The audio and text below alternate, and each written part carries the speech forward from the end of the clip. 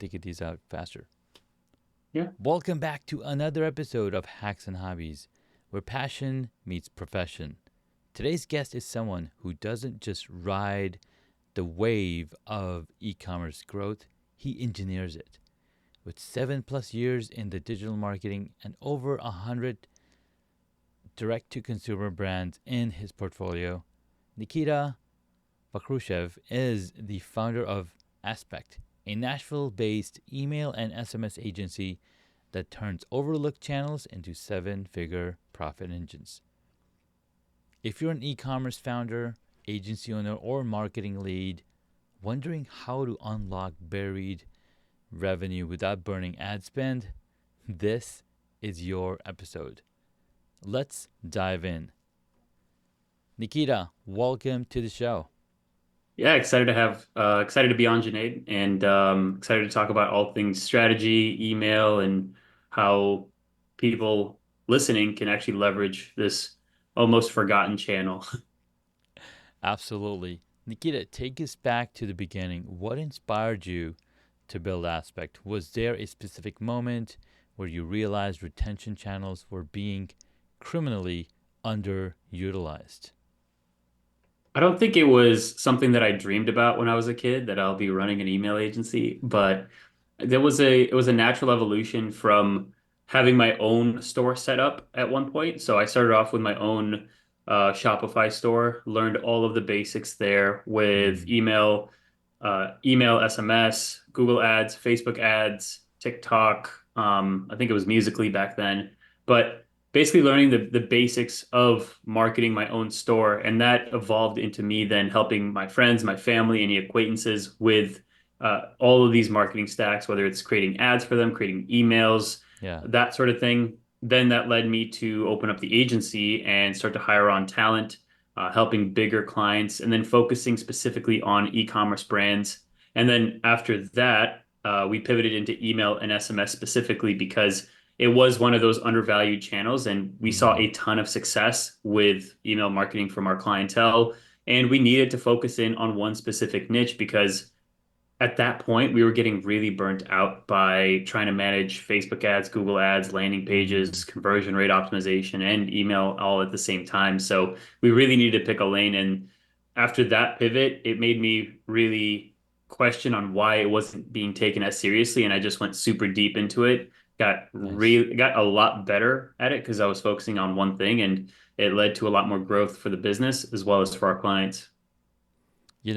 When we focus on one thing, it gives our mind the capacity to think of so many creative ways in that one aspect. But when we're trying to manage multiple dishes at the same time or multiple locations, it you're just you just have enough capacity to put out the fires at that point.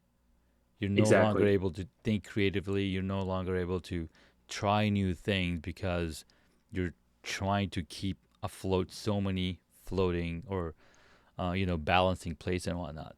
So kudos to you, man. That's amazing. Now, Nikita, Yeah, it talk felt to us about. like Yeah, I was gonna say it felt like we were just always on our back foot trying to catch up with all these different marketing channels. Yeah. At the time it was like Google was updating the way that you could send out emails, and then Facebook like the next month announced iOS 14. Or no, wait, Apple announced iOS 14, which made it harder to target through Facebook. So it was like playing Mm-hmm. catch up constantly, and we were never really ahead of the game, or we weren't really evolving our services. We were just playing catch up. Yeah. No, you're absolutely right, and it makes sense. Makes sense because these companies they're constantly going to increase and go deeper and create new ways to, again, they're trying to monetize the best way they can too, so they're going to continue to evolve. Plus they have massive teams that can focus on these things. So talk to me about, Nikita, what were some early wins or case studies that confirmed you were onto something?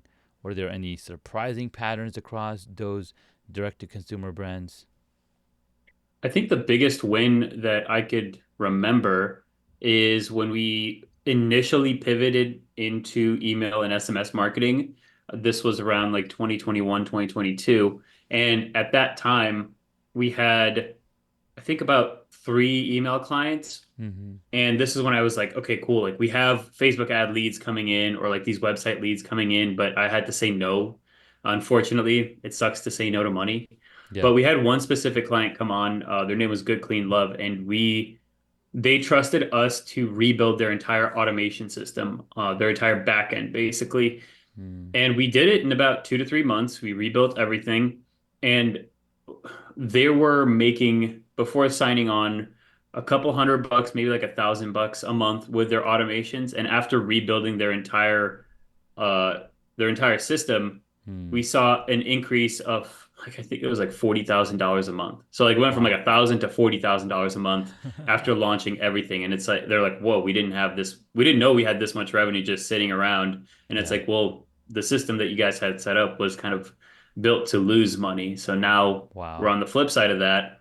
We have high converting emails. We have the proper strategy to communicate with any already existing customers, but also Mm. any potential incoming customers that need a little bit of an extra nudge to help them make that purchase. So it was a great feedback loop, and at the same time, it showed us like, okay, this pivot has like it's working out. We're seeing great results with this client, and like, Yeah. how do we replicate this for any future clients coming in? You know, something that you didn't say that's the underlying factor under all of what you've done, right? So you've revamped their system, you revamped their automations, and you're running these probably nurture campaigns through emails and SMS to the client list that they already had. And Exactly. Yeah. right. And it's something that I think Frank Kern talks about, or a lot of salespeople talk about as well. The cash is in the follow up, and you're essentially doing that with SMS and email retargeting.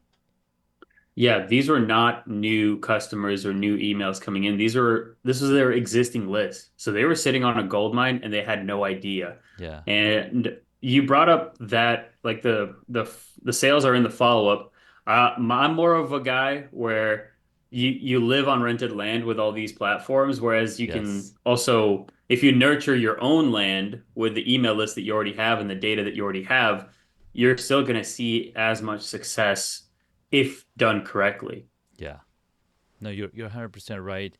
And even when you're on rented land, the more impact you have with the people in that rented land. So let's say the social media following, the more traffic they're going to send to you as well, because you're treating their land with respect, with fertilizing it properly, and doing all the things that keep people in that platform as well. So that's amazing, man. I love it. Now you've said that brands are leaving 200 to 400,000 a year on the table by not dialing in their email and SMS flows, and I can feel that. That's so true, especially from the story that you shared. Can you break down where that money is actually hiding? A lot of where that money is hiding is, like you mentioned earlier, in the follow-up. When I'm auditing, I think I audit about like 5 to 10 accounts a week. The biggest mistakes I see is just not having enough emails being sent out, Hmm. or the emails that are being sent out aren't being sent out strategically. Maybe there's too long of a time gap between when they first are added to that a specific automation Yeah. and then when they actually get the email. And that could break the sale and that could lead customers to not convert.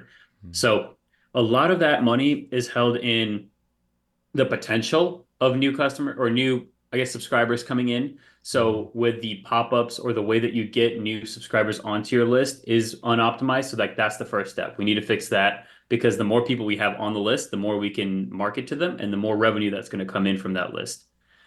The second is how we nurture that list. So that goes through like the welcome automation or a cross-sell automation, or even after they buy a post-purchase automation.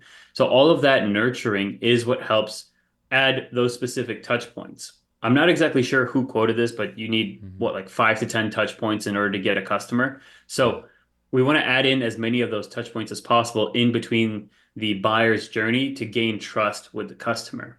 And what all of that, like the strategy, the timing, the pop-ups, all of that, um, what is it called? All of that is encompassed by the actual content that you put out. Hmm. And when we have the right content set up, that's what kind of pushes the needle forward and gets that conversion. You're absolutely right. It makes so much sense when you have the right amount of touch points. And I think it was a Google study, they call it the 7-11-4 formula or whatnot, which how many different touch points and how many different locations. And you're absolutely right. The more touch points the customer on a journey has, the more likely they are to connect with you. I was just watching a video where Gary Vee's talking to this. Um, they're a cookie, they sell cookies, and they've been using a platform called Whatnot. And he's asking, he asked him, okay, how much money are you making on a monthly basis? He's like, well, we're making 10,000 a month shipping these out, and we want more. And then he asked him, okay, how often are you going live on Whatnot? And they're like, well, we'll do about an hour to hour and a half every single day. He's like, well, you need to 10x that, do 10 hours lives every day.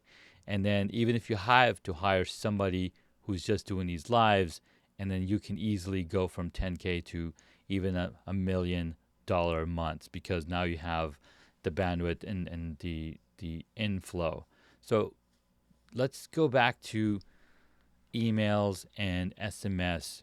What are some of the key flows every brand should have, but they don't in their email marketing strategy? I think it's not about which ones they should have that they don't. I think it's more about which ones that they have but need to be revised in order Mm, for conversion. Because like from my experience going through, if you're starting out, you need these. But if you're an existing and established business and most of them are set up, but they're just set up incorrectly. yeah. So in this specific scenario, we would want to have them um, not only update the messaging, but also update the strategy that we're going to be doing. So the first one is crucial. That's the welcome flow. That is your Mm, first impression. So whenever someone joins your email list, you want to have that be as tight as possible yeah. because like first impressions matter. If you have a bad first impression, then you're gonna trust the brand less and not convert. We Exactly. also have the abandonment flows. So this ties into all the buying behavior actions that tie into a conversion. So if someone abandoned site, that means they looked at the website, but they didn't look at a collection or they didn't look at a specific product. We'd want to follow up with that. If they abandoned view, that means they looked at a product, they looked at a collection. So they're Mm, one step further in that awareness funnel. They didn't just visit the website. They're actually looking at the products. They're comparing the products, but they didn't buy. So we want to follow up with them. Then there's abandoned cart. So another step down that ladder. yeah. They looked at the products, they added it to cart, but they again didn't make it to checkout or didn't make that purchase. And then that last one, which is abandoned checkout, that's crucial because they went to through all those steps and Yeah. they're right at that finish line, but they didn't convert. And that is where we want to follow up with them as well.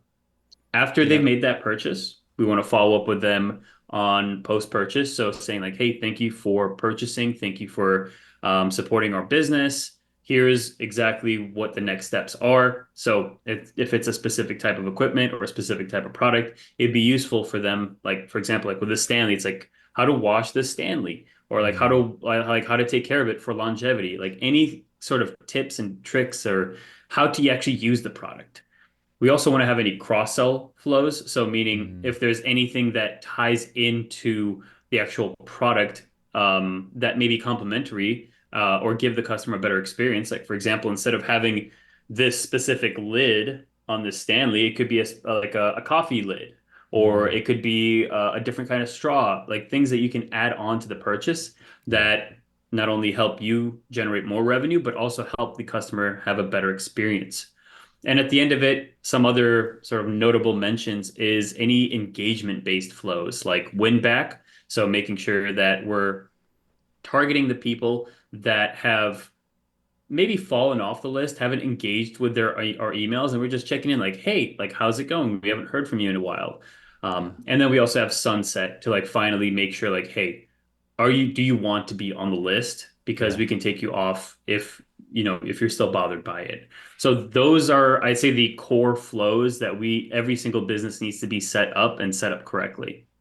Man, Nikita, you are making me feel a little like I don't have these flows in place at all, right? Like, oh my God, I need to have all these flows. But it makes sense, right? I've done so much work in the podcasting space that I have these touch points with my guests that are coming on, that are signing Right. up. They know exactly what to expect. And then, so pre interview, post interview, I've got those things set up. But in the business side, I definitely appreciate the depth that you went into, the different types of flows that are important because I have been a customer on sites where I was thinking about buying a certain something.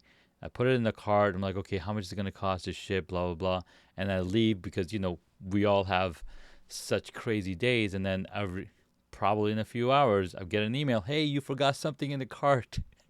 do you, do you want it? It's going to be gone soon, etc. So I love that those key flows keep that engagement, keep that communication going. Now, let's go to some practical systems and quick wins. Now, if a Yeah. brand came to you today with, let's say, 50K a month in revenue and zero retention strategy, what's the first system you'd build for them? The first system has to be the subscriber opt-in and growing their list because email marketing works very well when you have more people coming through the door. Hmm. Again, going back to that last point of the more people you have on your list, the more you can market to them. And the more you can market to them, the more revenue that comes through. So the first thing is setting up a proper email capture system and having the right offer for that audience. So it's different B2B and B2C. Typically B2B, we have some sort of lead gen playbook, or it's like an ebook or a lead magnet or any sort of information that helps build credibility with the business, but also helps the customer get value. Hmm. On the B2C side, on and the ecom side, we want to have some sort of promotion. We try to keep it a mystery because that has been the thing that has performed the best. So Yeah. like claim your mystery offer or claim your special offer or claim your surprise offer. When we keep it vague, our monkey brains want to know what that offer is, and we're Yeah. more likely to convert and see what's on the other end. Even if Hmm. it's the same offer, you could Yeah. still have the same like 10% off or a mystery offer. It's the same offer on the back end, Yeah. but you're gonna go for that mystery offer because that's what you like. You kind of want to see what is You this? tr- you're trying to Yeah, close the loop in your mind, like, oh my God, what's the surprise? I want to know and wait to the end. exactly. So we'd want to first set up a good offer, keep it super simple, like Hmm. headline, image, and then email submit button, and that's it. And if you're collecting email or if you're collecting SMS with your email, you want to separate those out so that way one is on each step. Hmm. Time and time again. I go into even like big 8-figure, 9-figure brand accounts, and they're running a pop-up that has like 3 or 4 different fields that you have to fill out in order to get Yeah. that offer. And that simply tanks your conversion because when people get overwhelmed, they're not Hmm. going to submit any information. So we Yeah. want to break that up into multiple steps. So email step number one, SMS step number two, and then on step number three is when they get their offer or coupon code or whatever your lead magnet or whatever it is. Yeah. So that is probably the first thing I would optimize. And then after that, we'd want to optimize that first impression because as soon as they put their email or phone number in, that's when they're going to go through that welcome automation. And we want to have that as tightly knit as possible to get as many people to convert from window shoppers that may have just like, hey, you know what? We'll see if I can get a coupon code. And we want to Hmm. convert those window shoppers into believers, into the product and build trust with them throughout that entire journey. Dude, that's a really powerful tip as well as a practical thing that we can all implement in our systems, especially the special offer or the surprise offer or the surprise at the end of it or bonus and whatnot. Because like you mentioned, our monkey brains or our open loop strategy that we're using, they want to close that loop so they don't have to ever wonder what's going to happen. And that's why I think when they say Prime Day is coming, September 7 to 11, I'm like, oh my God, what's going to be available? What kind of deals can you achieve? And people rush to those deals or rush to those things for sure. Being But vague works in your power sometimes. So like it's important. Like I get those emails too. Like Prime Day yeah, was just happened a few weeks ago, yeah, and it's like here, click here to see what the Prime Day deals are. They're not telling you in the email because they want you to actually click and go through and see and go on the Amazon platform because they know yeah. once you're on that platform, you're way more likely to convert. Yeah, you're gonna find something else that you've been thinking about, or maybe you left a bunch of things in the cart. Like, oh, I forgot I was gonna buy this, and boom, you're making a sale. Nikita, you've worked with over 100 brands. What separates the ones who crush it from the ones who just coast? From our experience, it's been the ones that are so proactive, like almost irresponsibly proactive. Hmm. I think where they're like, okay, what do we need for this to work? Like, Yeah. you guys are the strategists, you guys are the masters. Like, we're doing a photo shoot this day, we're doing like content this day. Like, what things do you want from us in order for this to work? Yeah. And the people that give us not only the distance for us to work and like hone in our craft and like aren't micromanaging and like, oh, like this little thing needs to be tweaked here or this little thing needs to Hmm. be tweaked. I understand. Things need to stay on brand, the language needs to stay on brand, and like we do adjust for that. But the brands that are like, okay, I see that this may not be a thing that I agree with, but in you guys have the experience, we trust you, Yeah. so we're gonna let you run the system and see what brings in the revenue. And 9 times out of 10, when we have the freedom to do the work that we know what like the freedom to work on the thing that we know is going to bring in results, it's going Hmm. to bring results because Yeah. that's our main focus. So I'd Yeah. say the brands that are open to feedback and the brands that are very proactive about actually growing this channel, because most don't really care about email. They care about the Hmm. sexy, flashy thing like TikTok, Facebook ads, Right. their website, that sort of thing. And that's really good.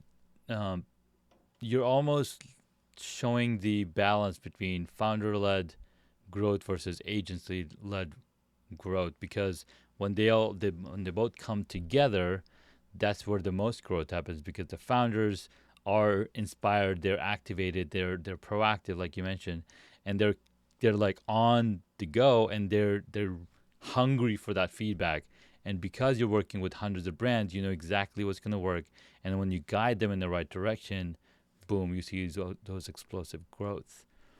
Now, talk to me about some of the biggest marketing myths that people are counting on but doesn't really, you know, give that same kind of feedback. Man, I love this question because I just put out a YouTube video on this like this week. Um, the biggest one is more sales does not mean more revenue. Hmm. Counterintuitive. I know if you're always running a sale, that means you're always going to be getting more revenue come through. But Yeah.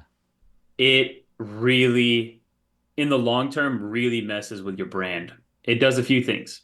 Number one, you're conditioning everyone that is following your brand and is on your list to constantly look for the sale email. They're not going to Hmm. buy at full price. And at that Yeah. point, after a certain amount of times when you always run sales, the sale price is in their head is now the normal price. It's like, Yeah. why would I pay $30 more or $20 more?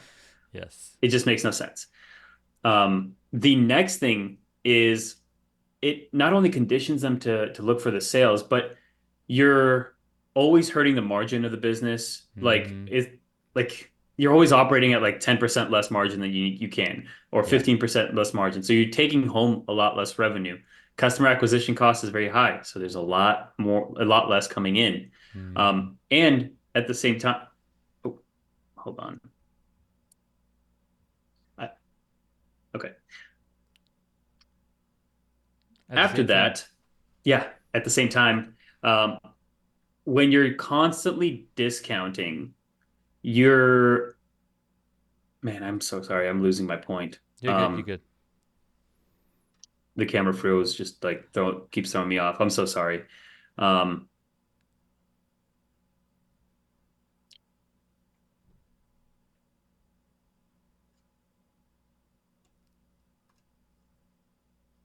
Oh, It's basically so what you're saying, Nikita, is I'm so sorry. Yeah. no, no, you good. The constantly when people are looking for those sales, and some examples that I can share are Bed Bath and Beyond. They no longer exist Yeah. because they always sent these 20% coupons, and people only went to use those 20% coupons. So your margin is now reduced, right? You can't make ends meet because you're selling everything, but you're not making any money. You're essentially a a middleman, and it's might as well be just an affiliate to somebody else's product where you at least you're making a little more money with that. So you're absolutely right. When you're constantly doing sales, when you're constantly discounting your product, you're hurting the the bottom line of your business. Yeah, absolutely. So it's a triple threat into not only losing long-term customers, but also losing margin all throughout that process. So Mm-hmm. you would want to reduce those discounts and provide more value-driven emails that help with actually convert the objections behind what your product that your product might offer. Like it's like, does this product actually work? And at the end of the day, no matter how many discounts that you're going to be sending, Yeah. people are still not going to buy if they don't believe that the product works. So if the belief isn't there, you can send me 100% off coupon code and I still wouldn't buy it because it's like, why? Like if I'm buying an acne cream, Yeah. like, and if I don't believe that it works, then I wouldn't even want to put that on my skin to even Right. try, even if it was free. You're so right. Nikita, you've mentioned so many amazing things here, and I'll probably have to go back and listen to this and, take notes because there's so much value here. Now, there's some big events that happen on a yearly basis. Amazon, has taken the philosophy from Black Friday, and, they're kind of applying it on a dual yearly basis. So they have Prime Days coming up, and then do the Black Fridays as well. How does a company prepare for Black Friday retention versus acquisition? I think right now, Black Friday is our Super Bowl, if you want to think about it that way, Mm, because that is where you really get to leverage your email marketing list. Yes, there are like other ad channels like Facebook ads or TikTok or Google ads where you can mm-hmm. advertise the discounts or the offers that you're going to be running. But Yeah, for the most part, that is where you leverage that owned land because you can mass communicate with your entire list. So I think right now is the best time to prepare. It's like middle of July, so it's like yeah, why would we prepare? Like November is only like it's what like 4 or 5 months away. yeah. But hear me out. Hear me now, believe me later. So when it comes down to it, you have this weird buffer between July/August to October where you can now look through your email system, see like where things are converting, what offers are working, what offers are failing. And you're able to iterate and do micro tests to make sure like everything is running properly. It's almost doing Mm-hmm. like a load test before you finally like put on the full load and the capacity onto what you're going to be doing through like Black Friday. So during this weird phase of like Q3 is where we want to have all of the optimizations for your flows, your pop-ups, the offers that you're running, as well as cleaning up your list for deliverability. Yeah. Now, after that, we'd want to, when we're running the actual Black Friday and Cyber Monday side of things, you'd want to first warm up your list, number one, to what's actually going to happen. It's Mm, almost like a movie trailer. Like, are you going to watch that movie if you didn't know what, like a general idea of what's going on? So you'd yeah. want to have like a movie trailer like release on the offers that you're going to be running. So big things are coming. Like, even if it's just like an email saying, like, we're running a Black Friday sale, because some companies don't even do it. Like, I've met them. I don't know why. It's a lot of revenue left on the table, but you'd want to prepare, you want a teaser, and you want to Mm, hype up as much as possible throughout the coming weeks. We started on the first week of November and slowly ramp up how many emails we're sending before it hits. The next thing you can do is also do a pre-sale or a VIP sale. This is a great strategy because, funny enough, more people buy through the pre-sale before Black Friday. yeah. Because we're offering a steeper discount, number one. But number two is people feel like they got an in, or like they feel like they're like, "Ooh, I just like this is like a hack. Mm-hmm. or like a tip. So when they feel like they're a part of something like, ooh, I got like one over on them, Yeah. they're more likely to convert, even though it was manufactured to begin with. So we do a pre-sale and then we slowly like lay things off a little bit. We do the pre-sale around the second or third week of November and then wait a week, but still have like, hey, Black Friday, Cyber Monday is coming. And then we launch Black Friday, Cyber Monday, and then we go through that entire weekend and kind of lead it off from that Cyber Monday day till Friday. And that's when we usually Mm. cut things off. So it's almost like a month and a half experience if you Yeah. really think about it. And then probably 3 or 4 month prep time to just make sure that everything is running correctly because you'd be surprised at how many brands didn't do well in Q1, didn't do well in Q2, and Mm-hmm. are starting to pick up things in Q3. So Q4 is where like it's make or break, and we need to make all of this money to recover Yeah. the losses for the last season. That's insane and that's crazy. And it totally makes sense. It's almost like when you're working on your marathon game, right? You're not going to go run marathon the next day. You're going to train, you're going to work, you're going to condition your muscles, you're going to condition your body, the timing, all of that stuff. So you're essentially doing the same thing with email marketing. You're prepping you're prepping all the workflows, you're prepping all the systems so that everything is going, and then you're actually putting that content out for people to experience and whatnot. Nikita, talk to me about what does the ideal retention flywheel look like for you, and how can finders know that it's finally working? It's finally working when you start to have all of the different marketing channels work seamlessly together. Mm. I've seen this happen. I'd probably see the perfect flywheel happen a handful of times, Yeah. but you can get really, really close. Like even if you're like 80, 90% there, like you're Mm. doing better than most of the brands that are out there. And the perfect flywheel is you have the email foundation set up correctly. Mm-hmm. Everything is working. You have email set up, you have SMS helping follow up with anything that email hasn't captured, and you're having a high pop-up conversion rate. You're having a lot of people join the list, and you're having email grow from like what it was, like whether it was like 10% of your revenue to now like 25 to 30%. So a big Mm-hmm. chunk is coming in from the email list. Yeah. Now, what I've seen brands do really well is take that excess profit that they now have, so that extra 20 to 30 grand that's coming in per month, and then they put that back into marketing. When you do that, you have a lot more visitors coming onto the website. When we have more visitors, there's a higher likelihood there's more subscribers coming on with Yeah. through the pop-up. The chunk gets bigger and bigger and bigger. So we see massive growth very quickly because they go through that flywheel of going through email, converting on the back end, money being fronted to the front end of getting more customers. More customers means more subscribers, Mm-hmm. means more conversions, more revenue, and then back and forth. And you keep going in a big loop consistently to then have a huge growth period Yeah. because you have the front end working really well and then the back end helping support that front end. Dude, that's so powerful. Thank you, Nikita.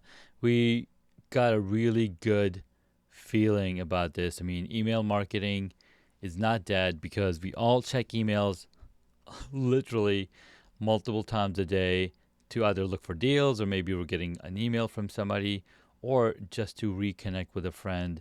So why not use that same platform to connect with your customers, connect with the people that are going to be your long-term clients and learn from you going on. Nikita, thank you so much for coming on, man. This was a lot of fun. It was a pleasure. Thank you for having me, and I hope the audience has learned something new today. Absolutely. And we'll be sure to include the links to connect with you in the show notes for this episode. Thanks so much again. Thank you. Guys, Nikita just gave us the blueprint for unlocking hidden revenue through retention. But in part two, we'll dive deeper how to build a team that executes this consistently and how AI and automation play a role and what's next for e-commerce beyond just more emails. So make sure to subscribe and I'll see you in part two.